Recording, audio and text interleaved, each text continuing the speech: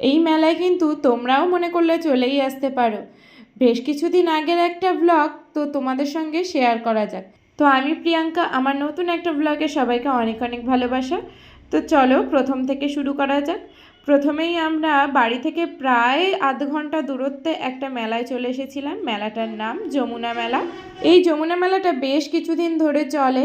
প্রথম যেদিন উদ্বোধন হয় সেদিন গঙ্গার জল মানে যমুনার জল এবং গঙ্গার জল এই নদীতে এসে পড়ে। এটা একটা খালের মতো, তবে এটাকে কিন্তু নদীই ধরা হয়।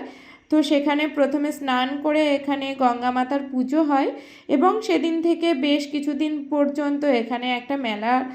তো যেদিন শুরু হয়েছিল সেদিন কিন্তু আমরা যেতে পারিনি, আমাদের যেতে যেতে বেশ 2-3 দিন টাইম লেগে গিয়েছিল, যেহেতু আমারও ছুটি হচ্ছিল না আর আমার হাজব্যান্ডেরও ছুটি পাচ্ছিল না, তার জন্যই এত লেট হয়ে গেছে। আর এই হচ্ছে সেই গঙ্গার ঘাট, মানে আমাদের যে মন্দির তার ঘাট।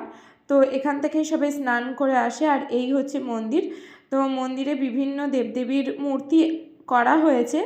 আর এই দেখো আমি জুম করে দেখালাম, এই হচ্ছে আমাদের যমুনা ঠাকুর, মানে যে গঙ্গা যমুনার ঠাকুর সেই ঠাকুর। তো বেশ ভিউটা খুব ভালো লাগছিল, আমরা বেশ কিছুক্ষণ দাঁড়িয়েছিলাম।